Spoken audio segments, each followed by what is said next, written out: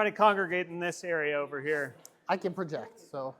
What's that? I can project. Okay. Father Phil, you want to lead us in an opening prayer? In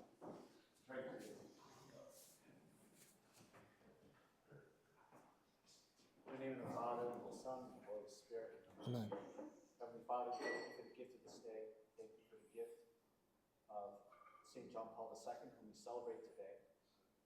We ask you to please bless our time together in fraternity. Help us to learn the great benefits of health that you have given to us. Help us to be good stewards to the many blessings that we have received. And we ask this all in Jesus' name as we pray. Our Father, who art in heaven, hallowed be thy name. Thy kingdom come, thy will be done, on earth as it is in heaven. Give us this day our daily bread, and forgive us our trespasses, as we forgive those who trespass against us. And lead us not into temptation, but deliver us from evil. And this is, I think, by far one of the best settings we've had this event in. So I want to give a shout out to Shelley, owner of Retano, and her team, outstanding team, for providing us with such an excellent venue and option for us now in the future. The new tasting room at Retano Vineyards. So thank you, Shelley.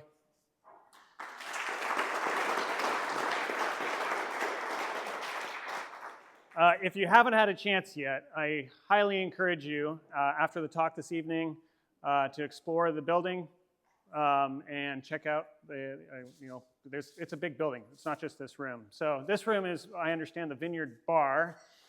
So you can get beer here on most occasions. I believe, if I'm hearing right, November 1st, we're going to have a full bar. Yeah, November 1st, we'll have a full bar here. So a lot more selection in this area.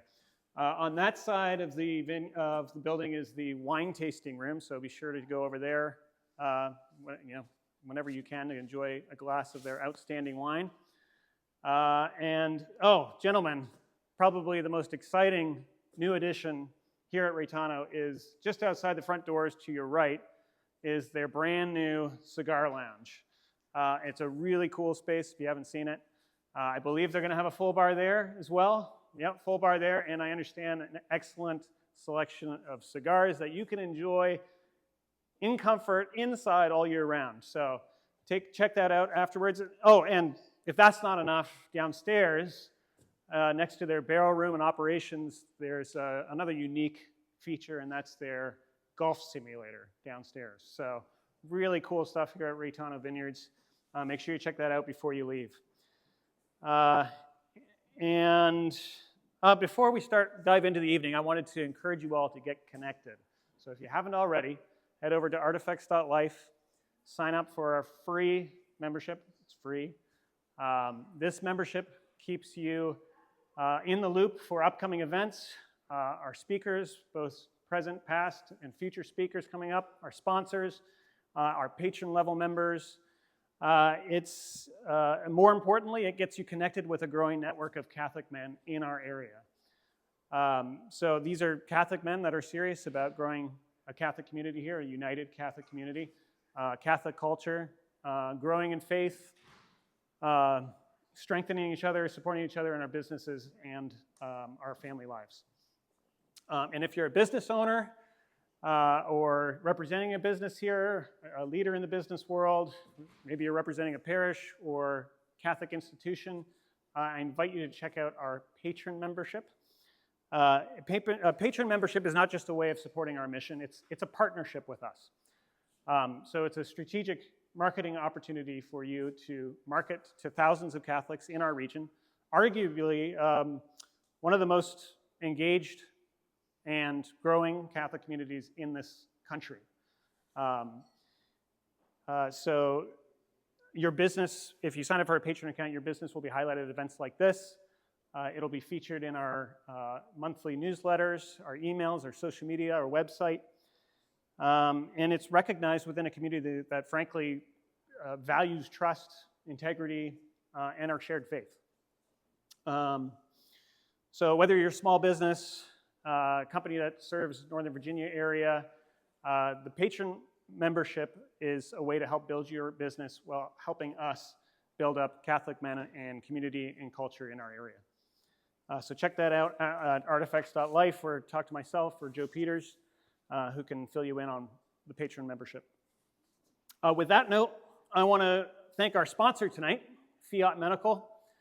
They're a direct primary care practice here in Front Royal in the Northern Virginia area. They're led by an outstanding team of physicians and medical staff, passionate about making healthcare simple, transparent, and personal. So if you're not familiar with the direct primary care, we're going to hear a lot about that tonight. But it's a model that replaces the insurance bureaucracy with real relationships.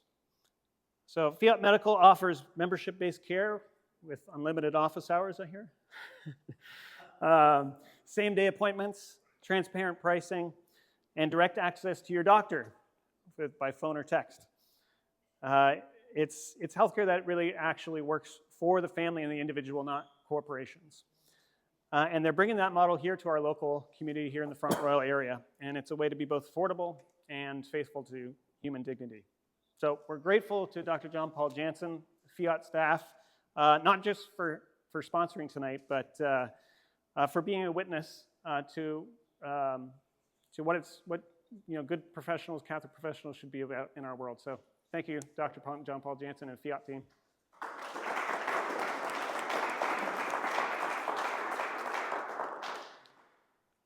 And now it's my privilege to introduce tonight's speaker, Dr. Demetrio Aguila. Am I pronouncing your name right? Demetrio Aguila. Aguila.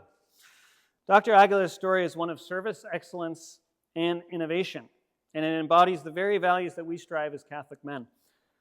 He earned his medical degree from Boston University School of Medicine, trained at Mount Sinai Medical Center in New York, and completed plastic and reconstructive surgery residency at Johns Hopkins and the University of Maryland, followed by a fellowship in peripheral nerve surgery at the Dellin Institute.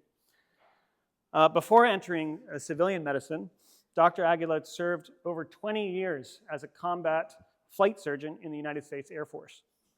He traveled to more than 46 states and 31 countries, and that experience for him forged in him a mission-driven approach to medicine, disciplined, compassionate, and focused on the dignity of every person he treats.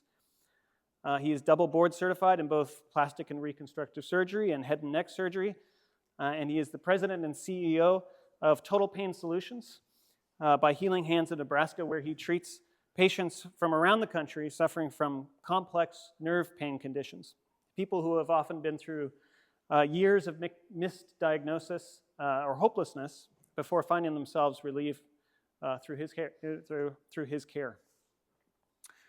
But beyond the operating room, Dr. Aguila is transforming the way healthcare itself is delivered. He founded the M25 program, a nonprofit inspired by the Gospel of Matthew 25, which allows patients to pay for medical care through acts of community service and volunteerism when they cannot afford traditional payments. He's also a leading voice in the direct care model, championing price transparency, accessibility, and freedom in healthcare, values that align perfectly with what Fiat Medical practices and what we stand for here at Artifex. Dr. Aguila also holds a master's degree in theology from the Augustine Institute, is a member of the Catholic Medical Association, and is a husband and father of 4. He lives near Omaha, Nebraska, and when he's not performing complex surgeries, I understand it, enjoys hockey, which I can definitely relate with that. I'm actually leaving here to go play hockey right after this.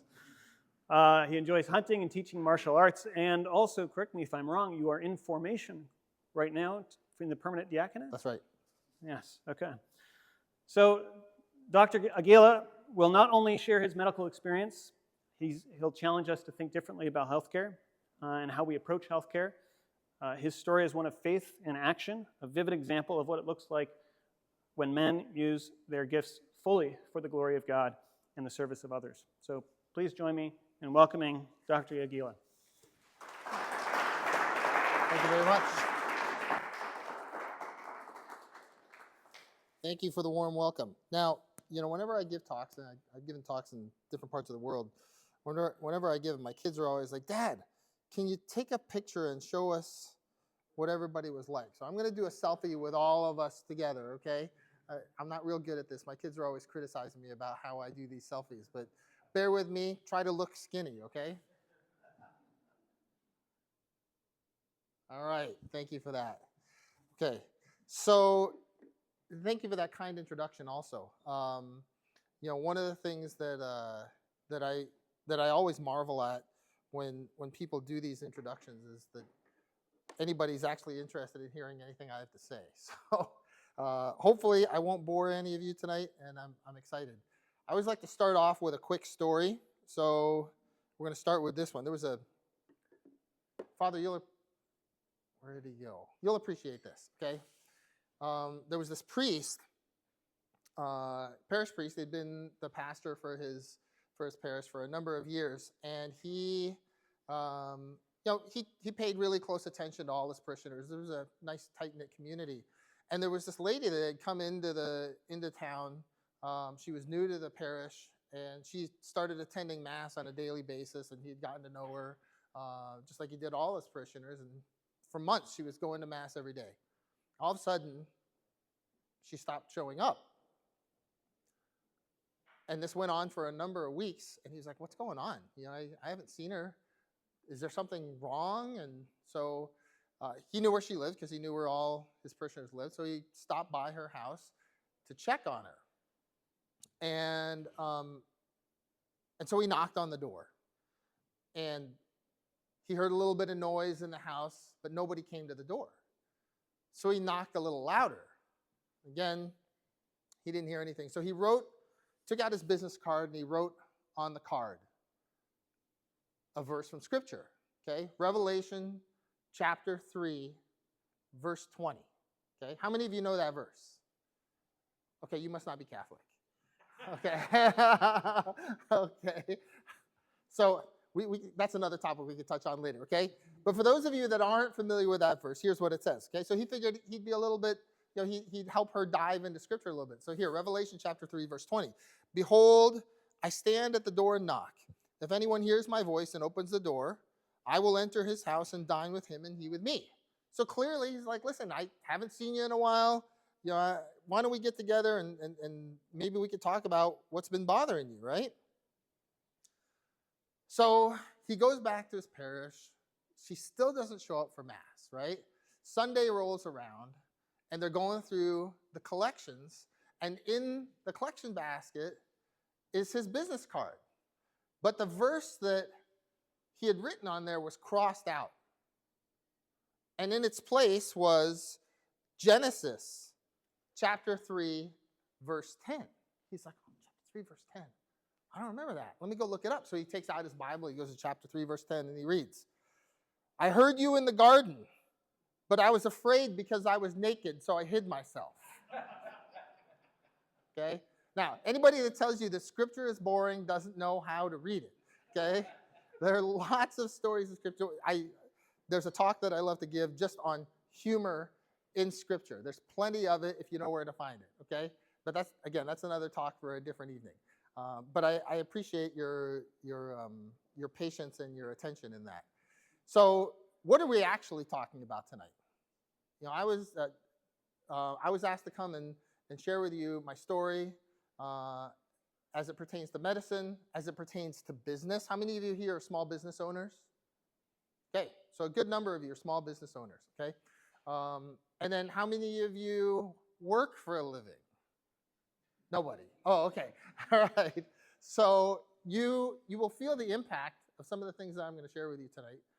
You already feel this impact, how healthcare is affecting the way you live, the cost of healthcare. There's a lot of debate, regardless of what side of the political aisle you're on, there's a lot of debate and discussion going on right now about healthcare in the United States.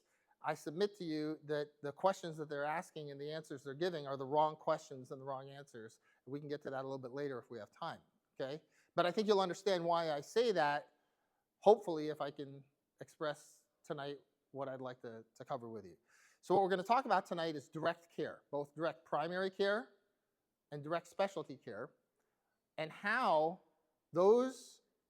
that area of medicine, direct care, is the perfect intersection of healthcare, subsidiarity, and covenant theology.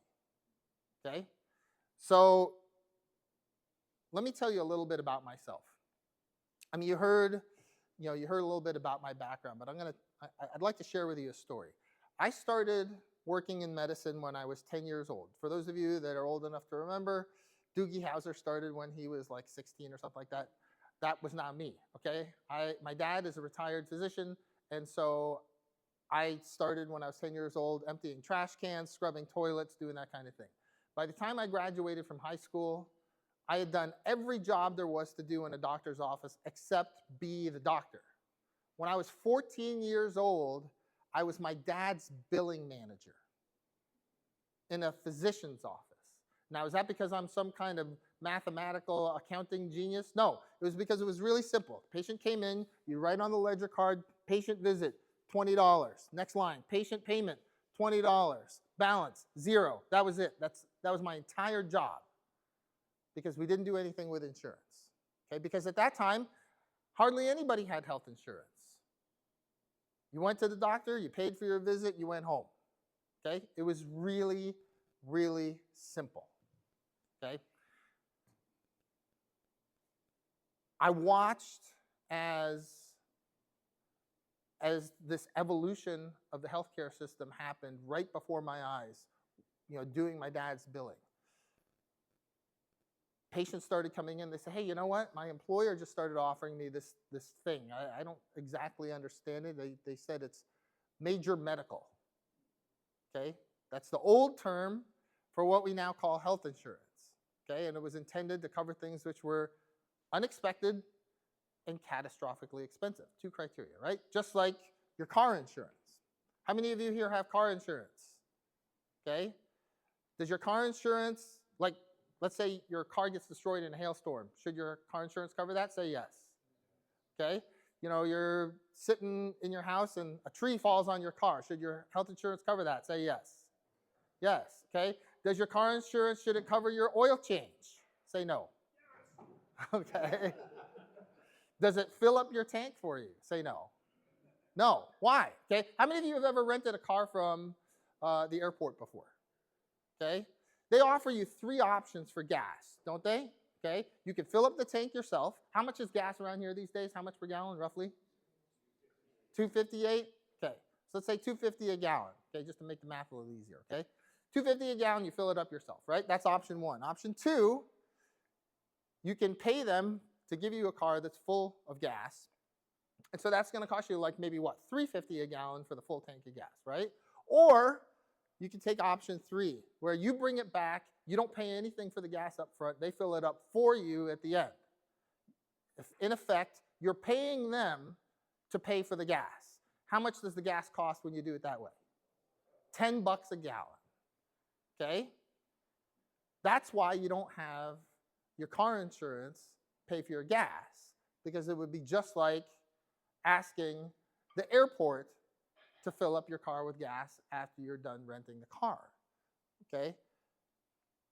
But in healthcare today, we now have a system in which we want our insurance to pay for the gas in our car. We want it to pay for the oil change. We want it to pay for the wiper blades. When insurance wasn't really intended to cover things except for those which are catastrophically expensive and unexpected, okay? And so then does it surprise you that they would add on a whole bunch of extra costs? Now, we'll get into that a little bit more a little later, but let me get back to the story. So I watched this evolution. Patients would come in, they say, Doc, I got this insurance. Well, how does that work?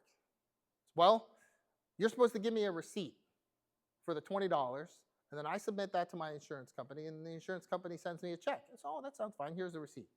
So I used to write out the receipts. They were handwritten. I'd give them the receipt on my dad's letterhead, and they'd go off and do their thing. It wasn't very long before patients started coming in and say, you know, Doc, today's Tuesday. Actually, it's Wednesday now, right? But, I came from a different time zone. So it's Wednesday, but payday isn't until Friday, and I know I'm supposed to give you $20 today. Can you please do me a favor? Just give me the receipt for the $20. And as soon as the check comes from the insurance company,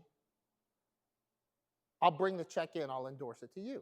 And my dad, being a nice guy, said, sure, no problem, I'll do that. No problem at all.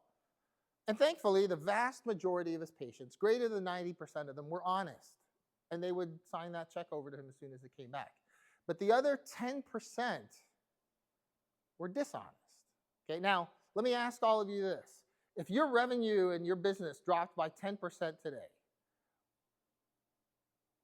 would that be good for your business? Any of you?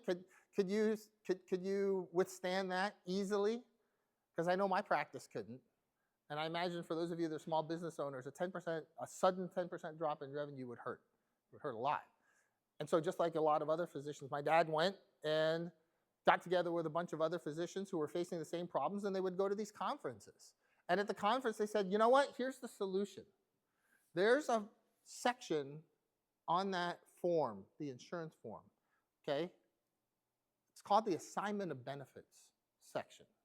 Now, how many of you have been to a doctor's office or a hospital or an imaging center or a lab recently, like within the last year, okay, as a patient, not as the guy who's fixing the HVAC or whatever, but, okay, all right, as a patient. You signed a whole bunch of forms when you went there, didn't you? One of the forms that you signed was a little section, really bitty fine print, that said assignment of benefits. What is assignment of benefits? You have a contract with your insurance company, just like any other contract, right? You have a contract with the insurance company. You pay them money. In exchange, they cover stuff that they think they should cover, okay? It's legalized gambling, right? That's what insurance is. It's legalized gambling. You as the insured party are making a bet. I'm going to bet $300 a month or whatever your premium is, okay, that I am going to have a problem that you're going to cover.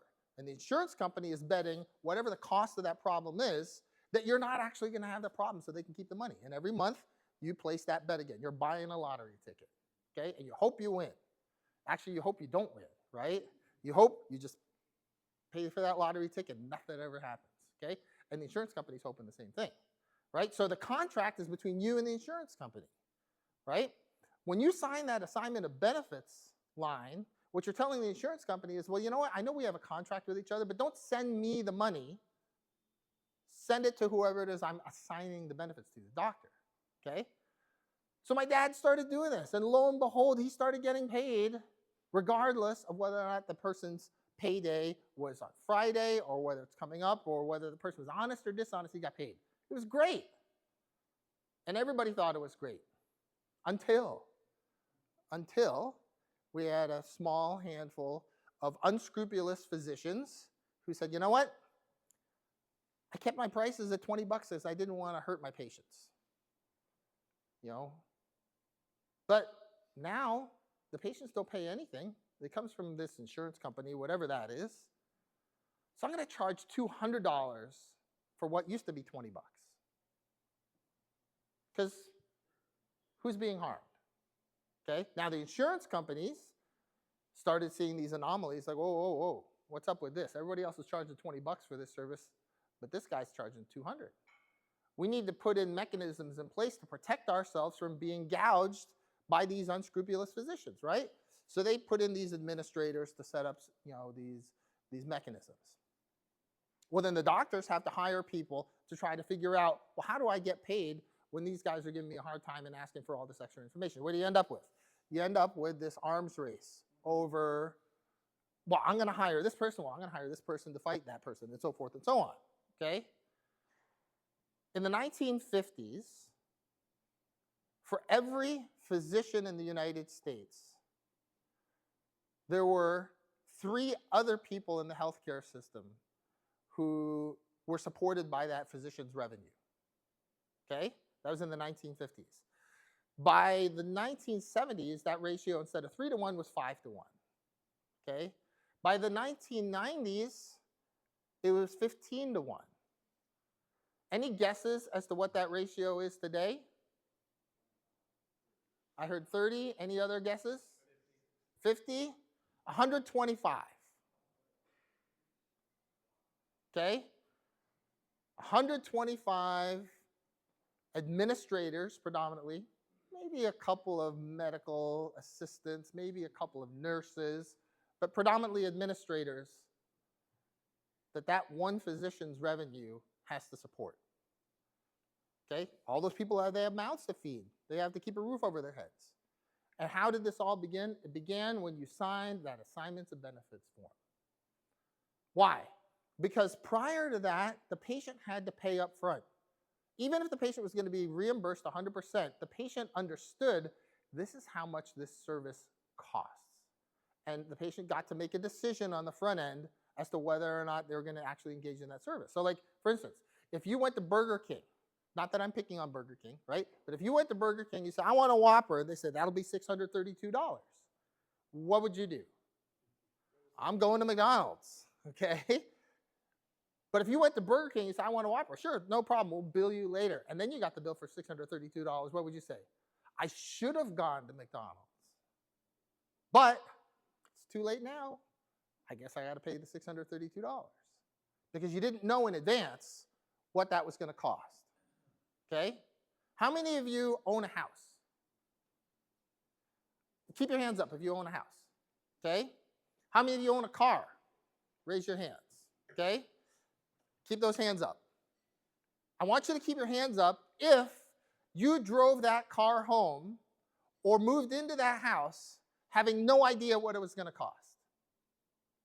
Keep your hands up if that was the case. So, Father, you don't count. Oh yeah, you do own a car. So you got a car without knowing what it was going to cost. You knew what it was going to cost. So there's nobody in here that got a car or a house without knowing what it was going to cost. How many of you went to the grocery store this week? Okay? Keep your hands up.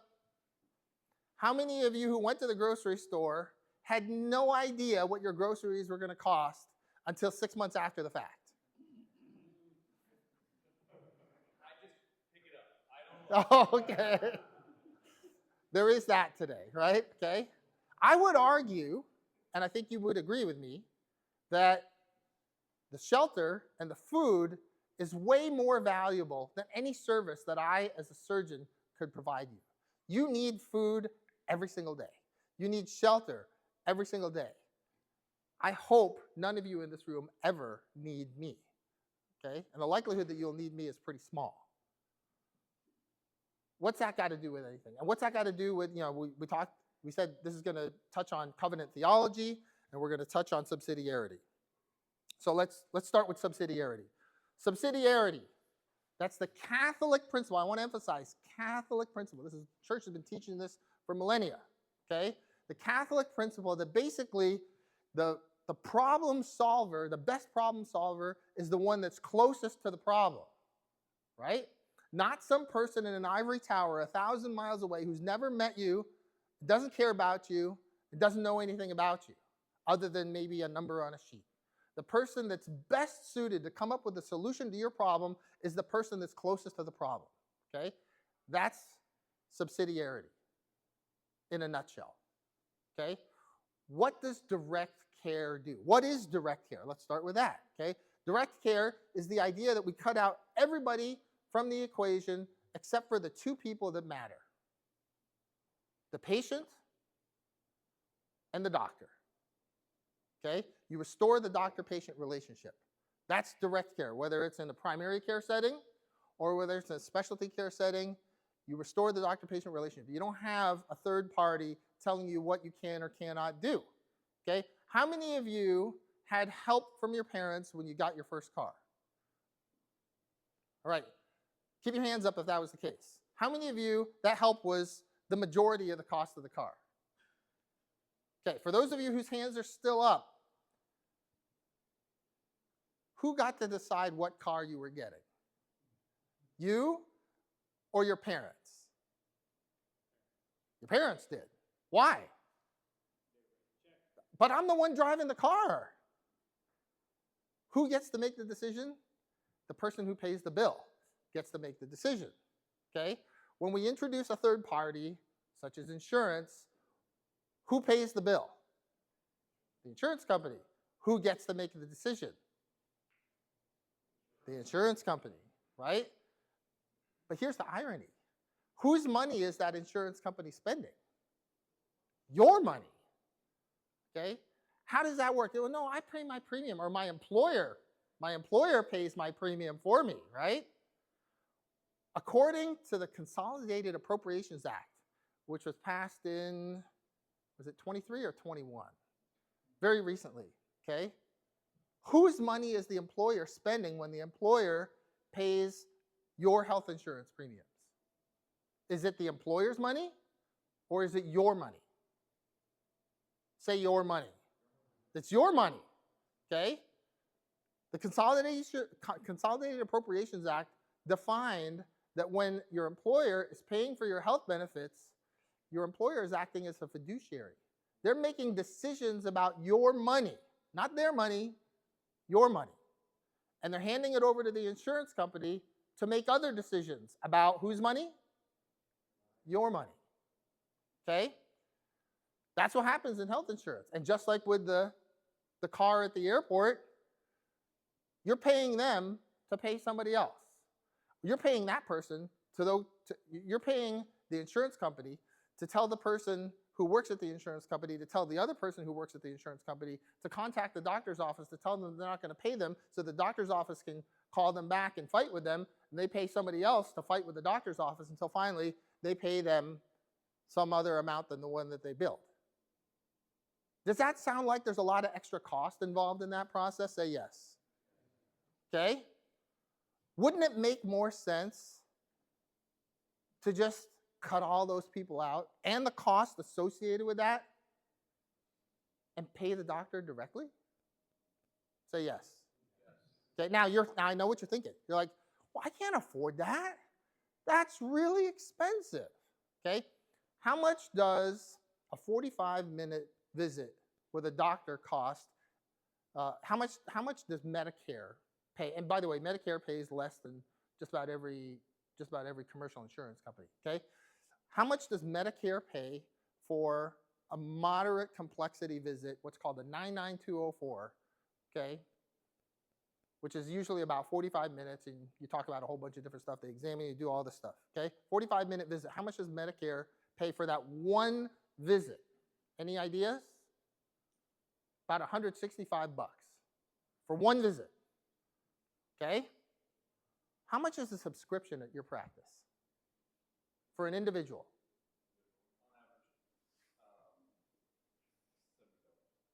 For how much? For a month. $70 a month. How many times can that person come into your practice in a direct primary care model for $70 a month? As long as they're sick. Okay, it's like going to the gym. How many of you have a gym membership? Okay? Let's say your gym membership costs $100 a month. I don't know if that's high or low, because as you can tell, I don't go to the gym very much. I exercise at home primarily. But let's say your gym membership's $100 a month. If you go to the gym one time this month, how much does your membership cost you this month? $100. If you go to the gym twice a day, every day this month, how much does your gym membership cost you? $100. That's what direct primary care is. Going as many times as you want, you have a subscription, just like going to the gym. Okay? Does that sound about right? Okay. You pay the doctor directly, and guess what? When you cut out all that administrative BS, okay, that's bologna sandwich as far as my kids are concerned, all right? It's more affordable. But more importantly, you reestablish the relationship between the doctor and the patient because you don't have anybody else interfering, okay? What can happen when you have a system in which somebody else is paying the bills? You know, how many of you heard about the Canadian healthcare system and how different it is than ours? Okay? How many of you have heard, oh, the Canadian system is awesome, we should turn American healthcare into Canadian healthcare? Raise your hands if you've heard that before. Okay? So there's a statistic. I'm not making this up. You can go onto the Canadian healthcare system website. I think they call it the federal healthcare system or whatever it is. They have statistics on leading causes of death in Canada. Okay? They list, I think, the top 10 leading causes of death in Canada. I think it's the second or the third leading cause of death in Canada. Anybody guess? Any guesses other than the two people that I talked about this earlier today? Medical assistance in dying. In other words, a doctor is paid to kill you.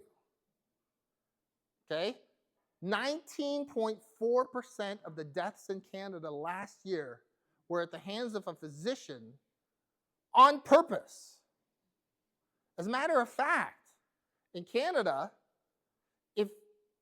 if you choose suicide at the hands of a doctor, the Canadian healthcare system will pay you extra. And the doctor gets a $1,000 bonus for referring you to somebody so you can commit suicide. Why? Because it costs them less money to do that. And why do they do that? Because who's paying the bill? Not you. They are. Okay? This is one end of the spectrum. Direct care is on the other end of the spectrum. Okay? Do you see what happens when we ignore subsidiarity? When we introduce a whole bunch of extra people into the decision-making process between the problem and the problem solver. The closer the solution is to the problem, the less likely you're going to end up with all these unintended consequences. This is the principle of subsidiarity. Okay? Now, we mentioned earlier also that subsidiarity and covenant theology intersect in direct care. So now I think you probably have a sense of how direct care and subsidiarity have something to do with each other. I mean, it really is the definition of subsidiarity in healthcare. Direct care, I mean, that's pretty much the definition, right? So what's covenant theology got to do with this? Okay? How many of you have heard the word covenant before? Okay? You've heard the term. Now, before I started studying this, I didn't know the difference between a covenant and a contract. Thankfully, now I do. And this is also very Catholic. But the Catholic Church got this from the ancient world. Okay, today, we think about covenant, and we have a misunderstanding of covenant, at best. At best, we have a misunderstanding of covenant. We think, well, it's kind of a promise. It's a fancy word for a contract. You know, some of you may have covenants, may have signed covenants when you bought your house. Okay, or maybe there are covenants in your lawn Nazi agreement. I mean, your homeowners association agreement, right? So-called covenants. They're not really covenants. They just use the word to describe contracts. So what's the difference? A contract. Let's start with a contract. That's the easier one for everybody to understand because all of us have run across contracts. A contract is a temporary, secular exchange of goods and services. Okay? What do I mean by that? I'm not going to pick on Burger King anymore. McDonald's, okay?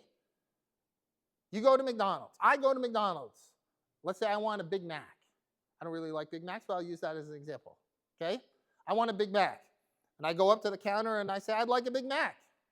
And you, sir, you work in McDonald's. You say, well, sir, that'll be, I don't know, anybody know what a Big Mac costs these days? Let's say $5. $7, okay? So you tell me, $7. Okay, great. Go ahead and make the Big Mac. Here's my $7. I hand you the $7, you hand me the Big Mac. Now, what relationship do we have with each other? Zero, none.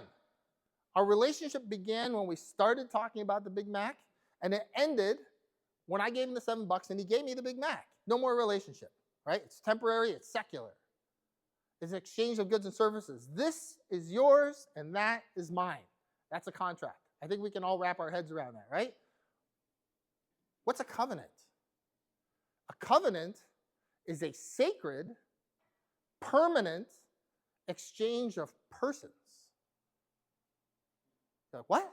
What the heck does that mean? Are we talking about human trafficking here? No, we're not talking about human trafficking, okay? Instead of this is yours and that is mine, it is I am yours and you are mine. Like, I still don't get it. Okay? So, a covenant creates family bonds. When you swear a covenant oath, and that's how you create a covenant bond, is through an oath, okay? You make that person a part of your family, and you make yourself a part of that person's family, okay? So I have a younger sister and a younger brother. At what point does my brother cease to be my brother? Never. Why? Because it's permanent. He will be my brother forever. Why? Because the bond we have is what kind of bond? It's familial. We are family, and therefore, I can't do anything to make him not be my brother. Now, thankfully, I really like my brother. I think my brother likes me. At least that's what I'm told. Okay? But even if we didn't like each other, I couldn't do anything to make him stop being my brother. That's how family works. Okay? I think all of you have family members that you like. And I would guess a lot of you have family members that maybe you don't like so much, but they're still family. Family is family, right? And so when you swear an oath, you create family bonds, okay? So let me ask you this. How many of you here have ever been paid to wash somebody's car? Or to do some other kind of chore, whether it was mow a lawn or, or paint a house, walk somebody's dog, whatever it might be. Okay, keep those hands up. How many of you whose hands are up had to swear an oath before you did that? Keep their hands up if you did. Okay? Why? Why didn't you have to swear an oath? Keep that why in mind. Okay, that's the holy question, right? If you want to deepen your relationship with the Lord, don't stop asking the holy question. I teach this to all my theology students. We do practice homilies in formation, and I try to incorporate this into my practice homilies. Don't be afraid to ask the holy question. Why? Especially in Mass. You'll be shocked at how fruitful that'll be in your prayer life. Okay? So, why don't you have to do that when you're painting somebody's house? Who in our Western society swears oaths? Doctors. Who else? Police. Other kinds of government officials. Certain types of government officials. Military. Who else? Police. Judges. Even the President of the United States had to swear an oath. Why do those people have to swear oaths, but the guy that fills up your gas tank in New Jersey doesn't have to? What do all of the people that we listed who swear oaths, what do they have in common? What do they hold in their hands?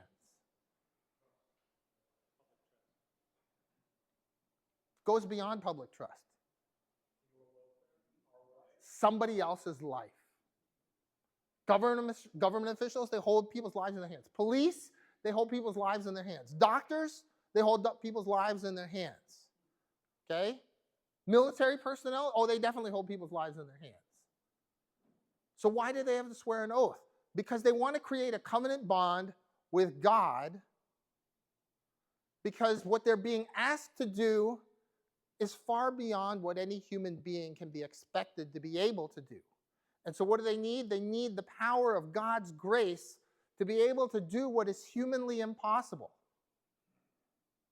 When you get married, you swear an oath because you're creating a covenant bond. Why? Because to be married is humanly impossible. It is humanly impossible to be a good husband, to be a good wife, to be a good priest. It is humanly impossible. It's only by the grace of God that any of us have any success in that arena. And that's why we swear these covenant oaths.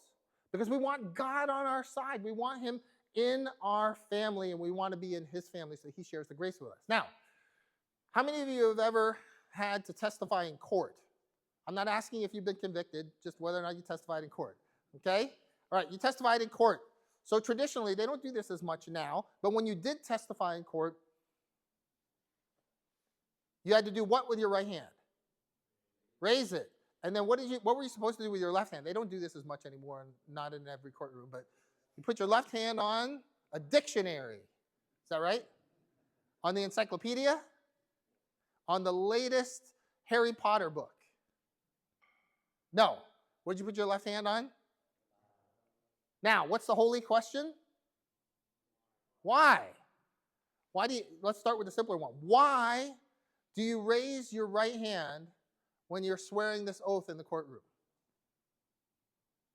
What's your hand pointing to?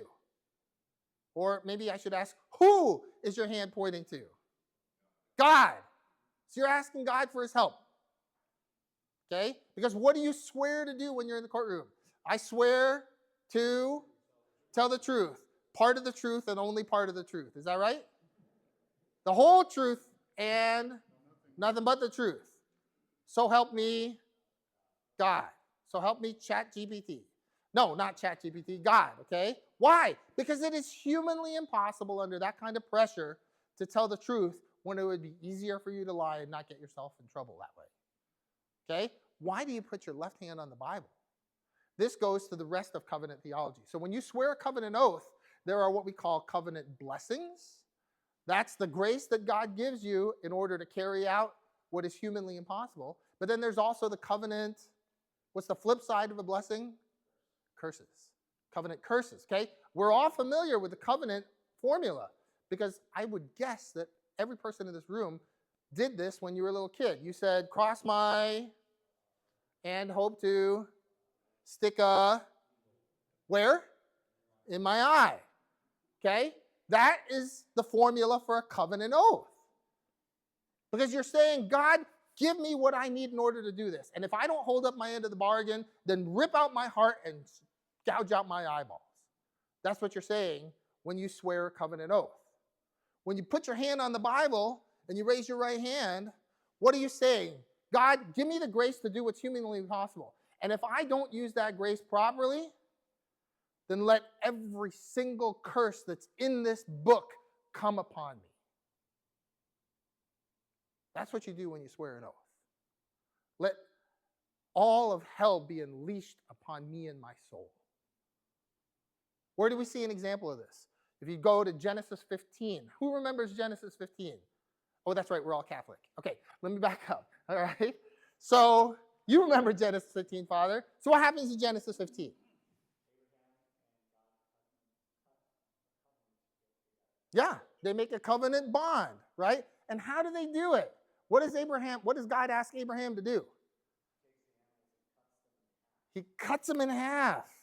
Why? Because God doesn't know what the inside of the animal looks like and he wants to see it. Is that right? Just like when you were a kid, oh, let's cut open the frog in biology class so I can see what the inside of the frog looks like. Is that right? I remember being in biology class. I was like, I'm going to be a doctor someday. I'm going to cut this frog open and look at its guts. I was like, those frog guts. That's not very interesting. Yes, sir.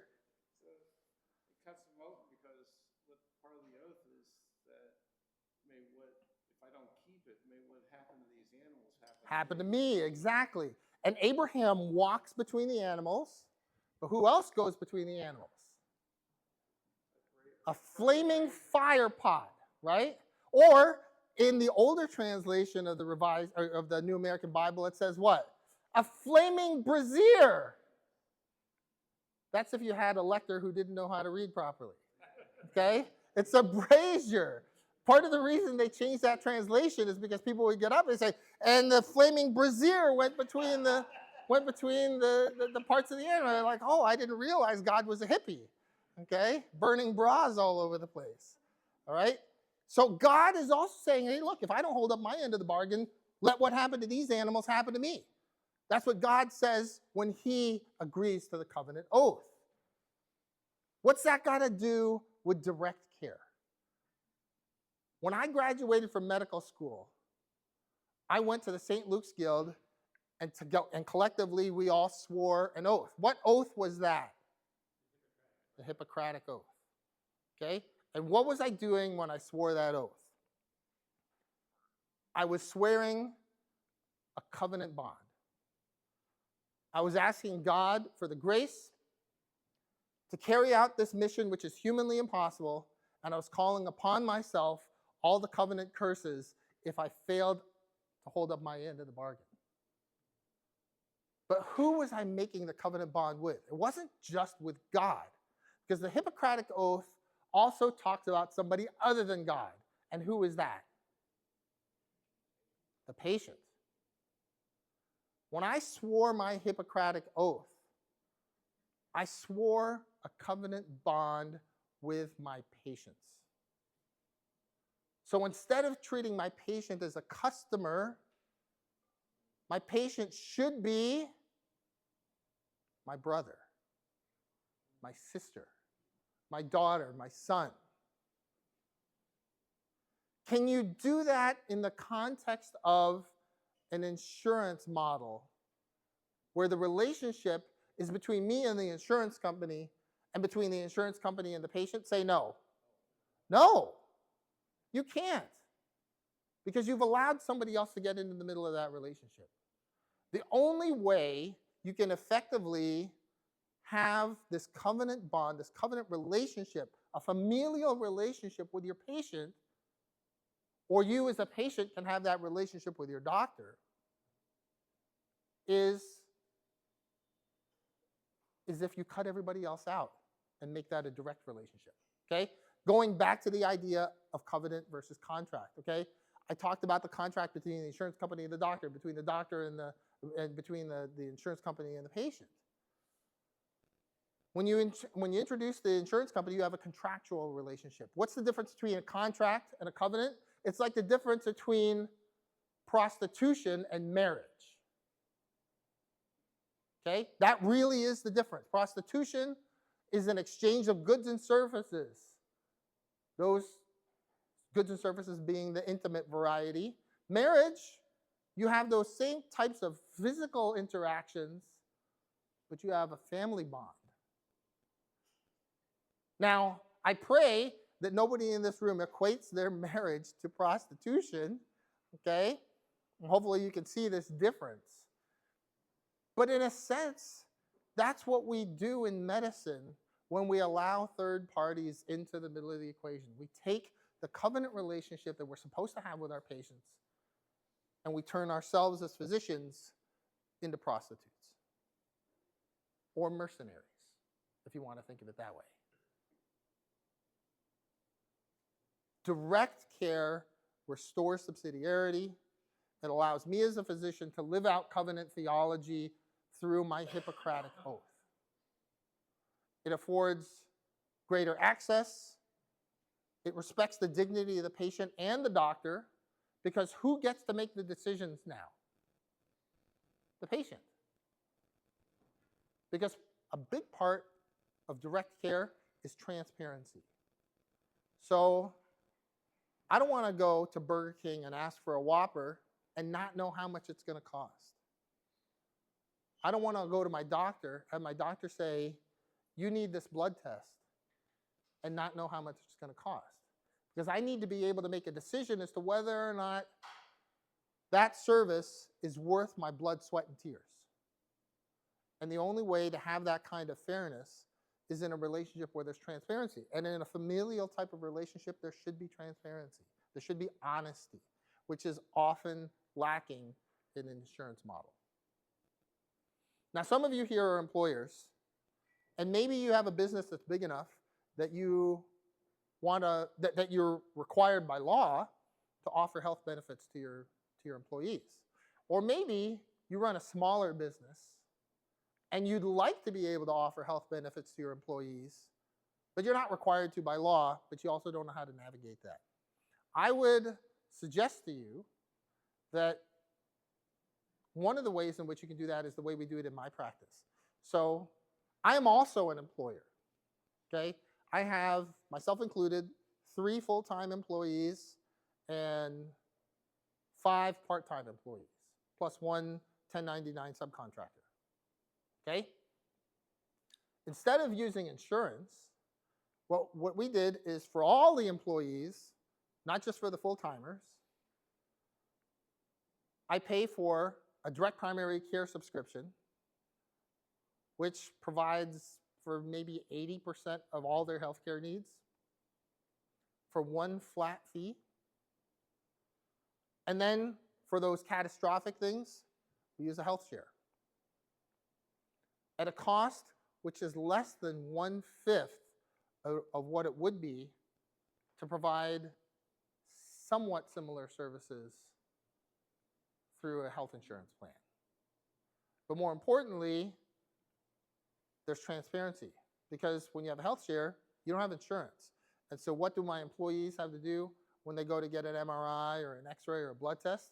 They ask for the cash price, and they know in advance exactly how much it's going to cost. They shop around and figure out, okay, I'm going to go to the place that's offering me the greatest value. Not just the lowest cost, but the greatest value. What's the difference? Okay? What's the easiest way to lower costs? Because everybody keeps talking about cost. Oh, we need to lower costs. We need to lower costs. We need to lower costs. What's the easiest way to lower the cost of a surgery, as an example? Anyone? No. Good idea, though. And you're moving in the right direction. The easiest way to lower the cost of a surgery, don't do the surgery. Then how much does it cost you? 0. But is that what people really want? I mean, if you want to lower the cost of healthcare, don't provide healthcare, and then it costs $0. Now, there are downstream consequences to that, right? I think we can all agree on that, okay? But if you want to lower the cost to 0, don't offer the service. But that's not what people want. So do they really want low cost? No, what they really want is high value. But in order to be able to judge value, you need to know cost and quality. And so then you shop around. And that's where the competition comes in. Because then you can compare value to value, apples to apples, and make informed decisions. What we want is for patients to be able to make informed decisions. We spend a lot of time in medicine talking to patients about the risks, benefits, and alternatives of a particular intervention. I'm a surgeon, so it's about surgery, okay? We harp on that all the time. Got to talk about the risks, benefits, and alternatives. Every single time I do a surgery, I document that in my notes. I discuss with the patient the risks, benefits, and alternatives of the surgery, and the patient verbalized his understanding and agreed to proceed. Period. On to the next sentence. We talk about that from a medical standpoint. Isn't it only right that we should also inform patients about the risks, benefits, and alternatives of the procedure from a financial standpoint? Say yes. Okay? And that's what we do in direct care. Those of you who go see a doctor who works through an insurance model, ask that doctor, how much is this going to cost me? Tell me about the risks, benefits, and alternatives from a financial standpoint. And that doctor will likely look at you and probably give you an answer like, or in the original Hebrew, okay? That's what they're going to say to you. You should know. And you have a right to know. According to the law, you have a right to know how much your health care is going to cost. You should ask. Now, I go on and on and on talking about all kinds of other stuff, but I'd like to give all of you an opportunity to ask some questions. And, it doesn't have to be necessarily questions just about this topic. As we heard before, I give talks on theology. I also have a podcast on theology. It's called How to Speak Catholic. If you're interested, I have a card that has a QR code on it that take you there. And I also have a podcast on direct care if you want to learn more about that.